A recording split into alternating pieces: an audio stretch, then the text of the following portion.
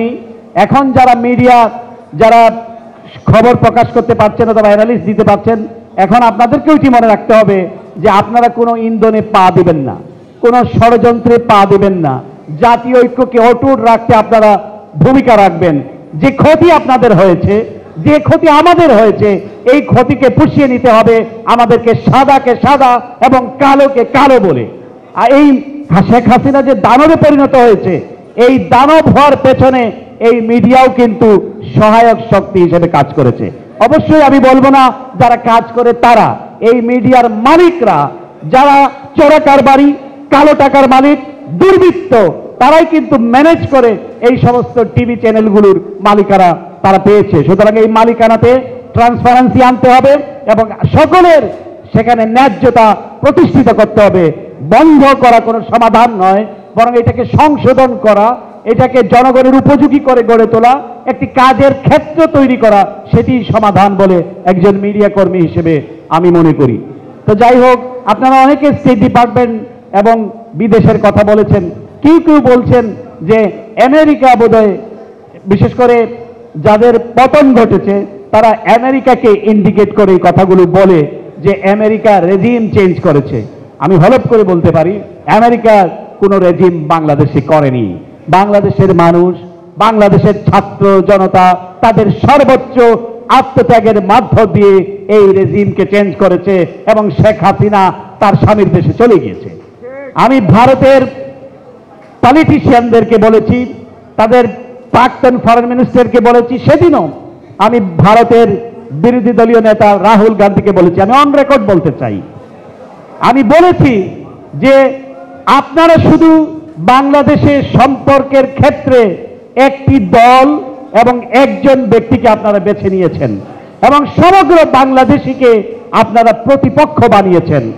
আপনারা যদি গণতন্ত্রে বিশ্বাস করেন, আপনারা যদি মনে করেন India is the largest democracy in the world, তাহলে আপনাদের মানুষের আকাঙ্ক্ষার প্রতি আপনাদেরকে গুরুত্ব দিতে হবে, মানুষের আকাঙ্ক্ষার প্রতি আপনাদেরকে শ্রদ্ধা পোষণ করতে হবে।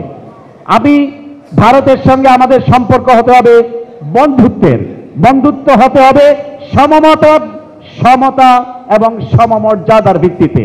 আপনি যদি আমার সুপেরিয়র ভাবেন তাহলে তার বন্ধুত্ব হবে না। অবশ্যই ভারত বাংলাদেশের একটি বড় প্রতিবেশী রাষ্ট্র, 54টি অভিন্ন নদী আমাদের রয়েছে, বিশাল ল্যান্ড বাউন্ডারি আমরা হেল্প করি, আমরা শেয়ার করি। কিন্তু ভারতের সাথে ভারতকে এটা বুঝতে হবে যে বাংলাদেশের মানুষকে, মানুষের হৃদয়কে জয় করতে হবে। বাংলাদেশের মানুষের পেছনে গোয়েন্দা সংস্থাকে লেলিয়ে দিয়ে বাংলাদেশের মানুষের মন পাওয়া যাবে না। সুতরাং আপনাদেরকে গোয়েন্দা সংস্থার লোকদেরকে নিয়ন্ত্রণে রাখতে হবে। আপনাদের এই যারা গোয়েন্দা সংস্থা দিয়ে বাংলাদেশের মানুষের, সাধারণ মানুষের অধিকার কেড়ে নেওয়ার জন্য এই যে এস্টাবলিশমেন্টে যে কাজ করেছে, এটি অত্যন্ত অন্যায় কাজ করেছে, গর্হিত কাজ করেছে। আমি বলেছি এনাফ ইজ এনাফ, এখন আপনাদের ড্যামেজ কন্ট্রোলের সময়। এই ড্যামেজটা আপনাদেরকে কন্ট্রোল করতে হবে। এবং আমি রাহুল গান্ধী কিন্তু তিনি একমত পোষণ করেছেন, বলেছেন আমরাও একটা ব্যক্তি বিশেষের সঙ্গে, তিনি যেটি বলেছেন, যদিও তিনি সরকারে নাই, সরকারে যারা আছে তারা তো আপনারা জানেন তারা কারা, তাদের কিন্তু তিনি বলেছেন যে আমিও এককভাবে কোনো ব্যক্তির সাথে, কোনো দলের সাথে সম্পর্ক আমরা করতে রাজি নই। আমরা বাংলাদেশের মানুষের যে অ্যাসপাইরেশন, এবং প্রফেসর ইউনূসেরও ভূয়সী প্রশংসা তারা করেছেন, কিন্তু আমরা চাই মানুষের আকাঙ্ক্ষার প্রতি আমরা রেসপেক্ট করতে চাই। যদিও আমরা দেখেছি 2014 সালকে সুজাতা সিংকে তারা বাংলাদেশে পাঠাতে ভুল করেনি। সুতরাং এই ভুলগুলি আর করা যাবে না এবং বাংলাদেশের মানুষকে দমিয়ে রাখার অথবা পারচেজ করার চেষ্টা নয়াদিল্লি যাতে আর না করে। আমাদের পরিষ্কার কথা, আমরা স্বাধীন জাতি, আমাদের সক্রিয়তা, আমাদের ব্যক্তিত্ববোধ, আমাদের স্বতন্ত্রবোধ সবকিছুর সম্মিলন ঘটিয়ে আমরা বাংলাদেশকে সামনের দিকে এগিয়ে নিয়ে যাব। এবং আমি বিশ্বাস করি প্রফেসর মোহাম্মদ ইউনূস, আমি যতটুকু তাকে চিনি, তিনি একজন নির্লোভ ব্যক্তি।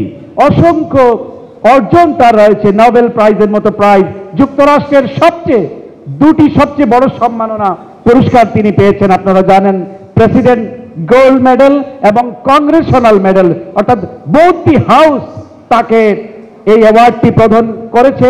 এবং আমি বিশ্বাস করি যুক্তরাষ্ট্রের কংগ্রেস, অর্থাৎ সিনেট এবং কংগ্রেস বোথ হাউস তাকে বক্তৃতা দেওয়ার জন্য কংগ্রেসে আমন্ত্রণ জানাবে, আমি এটা বিশ্বাস করি। আমি বলছি না, কারণ যেই কংগ্রেসে যদি নেতানিয়াহু তোমরা বক্তৃতা দিতে আমন্ত্রণ করতে পারো, তোমরা যদি নরেন্দ্র মোদীকে আমন্ত্রণ জানাও, why not professor Yunus? I told them, আমি সেটা তাদেরকে বলেছি। সুতরাং আমরা একটি ভালো জায়গা পেয়েছি, যে এই জায়গাটিকে আমরা প্রমোট করতে পারবো।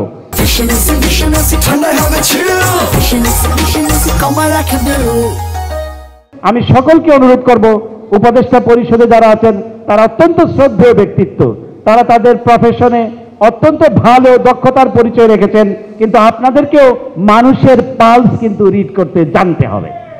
মানুষের অনুভূতিতে আঘাত দেওয়া যাবে না।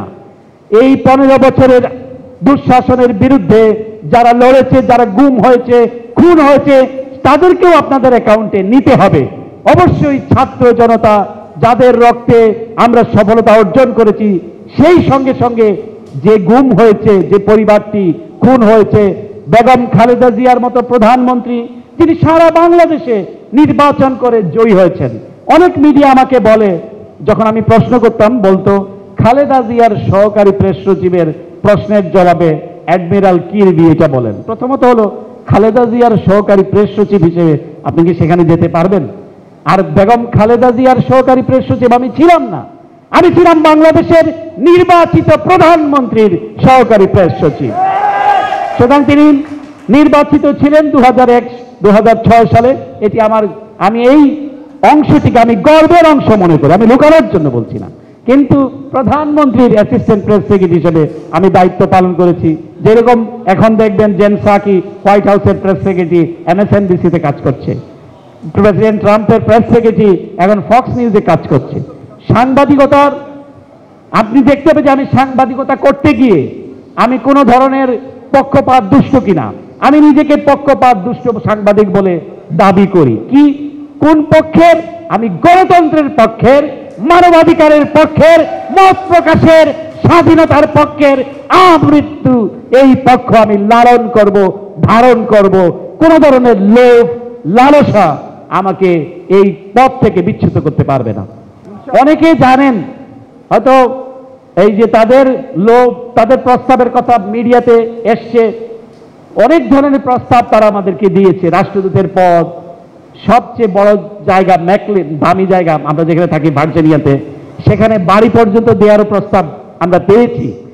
এবং এই শেখ হাসিনা যখন সর্বশেষ জাতিসংঘে গিয়েছে, হঠাৎ একটি টেলিফোন বেজে উঠল, আমি আননোন টেলিফোন। তারপর খুব বাচ্চা দেখে আমি ধরলাম, ধরার পরে বলল আমি লেফটেন্যান্ট জেনারেল মুজিব না কি নাম বললো, ওই ওদের পূর্বপুরুষের নাম। তো বলল যে আমি মাননীয় প্রধানমন্ত্রীর সামরিক সচিব বলছি, মাননীয় প্রধানমন্ত্রী আপনার সঙ্গে এক কাপ চা খেতে চান। তা আমি বললাম যে আপনারা চায়ের সংস্কৃতিটা কি আটলান্টিক অপারে নিয়ে আসছেন? টুঙ্গিপাড়ার থেকে এখন আটলান্টিকের অপারে আপনারা চায়ের সংস্কৃতিটা নিয়ে আসছেন। Mind it general, it is United states. তা আমাকে বলল না আমি কিন্তু, আমাকে ইমপ্রেস করার জন্য সে আমাকে বলল যে আমি কিন্তু ম্যাডামের SSF এ ছিলাম। আমরা ম্যাডামের SSF বুঝতে পারি নাই। বলো যে আমি ম্যাডাম যখন প্রধানমন্ত্রী ছিলেন তখন আমি SSF এ কাজ করতাম। আমি বললাম যে সেই বিবেচনায় কি হাসিনা, এইভাবেই সেই বিবেচনায় কি হাসিনা আপনাকে SSF এর প্রধান অথবা সামরিক সচিব করেছে, সেটা আমাকে বিশ্বাস করতে বলেন? বললো আমি ভাই আপনার সঙ্গে আসলে তর্কে পারবো না, বুঝেন তো আমরা চাকরি করি, তো এই জন্য আপনি যদি এক কাপ। আমি বললাম আমার যা কিছু সব কিন্তু পাবলিক, প্রাইভেট কিছু নেই। আমি অবশ্যই শেখ হাসিনাকে দাওয়াত গ্রহণ করব, সেটা পাবলিকলি। আমি তার প্রেস কনফারেন্সে যাব এবং প্রেস কনফারেন্সে গিয়ে আমি পাবলিকলি তার সাথে কথা বলবো। আমি তাকে দুটো প্রশ্ন করব এবং এই দুটো প্রশ্ন আমি আপনাকে অ্যাডভান্স দিয়ে দিচ্ছি।